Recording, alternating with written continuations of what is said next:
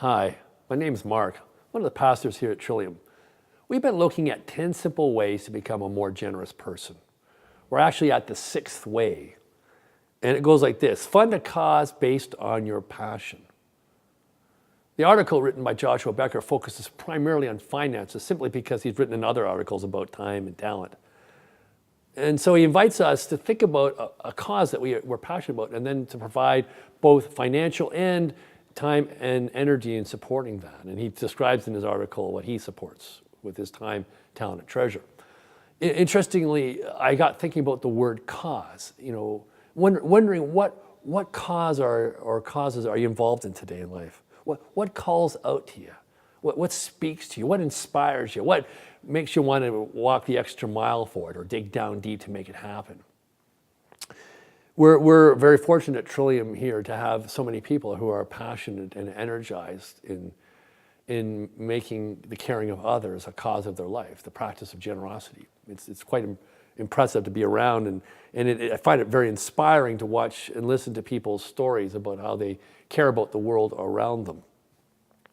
It's interesting, one of the problems that a lot of churches make is that they see themselves as their own cause.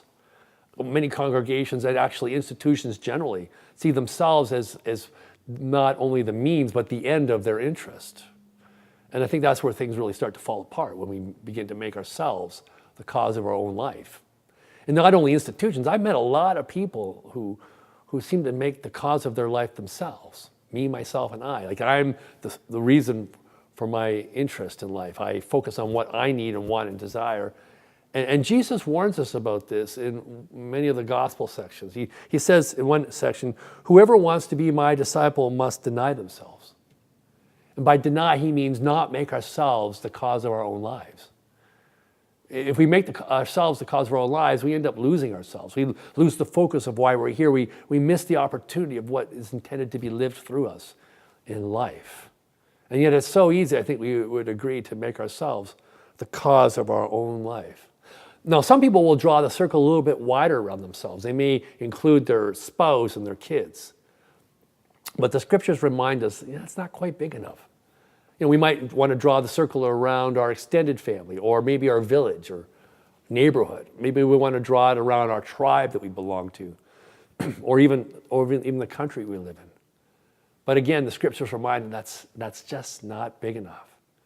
The cause that we're called to live out in our lives, in its specifics, can be quite small, but the circle of interest needs to be large. It needs to include potentially anyone or everyone. At Trillium, we say it this way: to offer friendship and fellowship to all. Other churches and other communities might express it differently. You might express it differently, but the point is the same. To draw our circle of interest wide, to draw it as wide as we possibly can. We've been talking over the last few weeks about walking down the generosity path, from generosity to perfect generosity at a 100 point.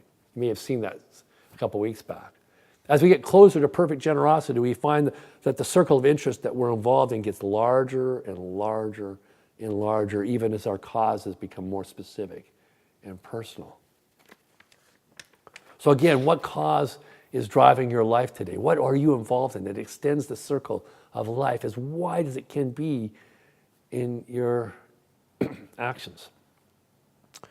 We looked at on Sunday about the Apostle Paul. He was wandering through the Eastern Mediterranean raising money for a group of Christians back in Jerusalem and Judea.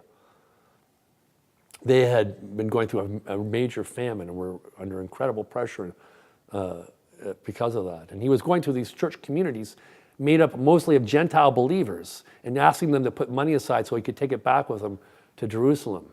And what makes this so remarkable is that these believers, Gentiles, were sending money back to Jews. The two groups had a long history of acrimony and fighting, hatred even. And yet there are these believers in love who are celebrating the power of life. This was one of the causes that Paul was involved in, and it drew the circle wide. Yet his big circle of life was drawn even wider when he went about sharing the love of God for all people. Your cause today may, in its smallness, its specificity, be a very small experience, but I promise you, its circle of interest can be almost infinite.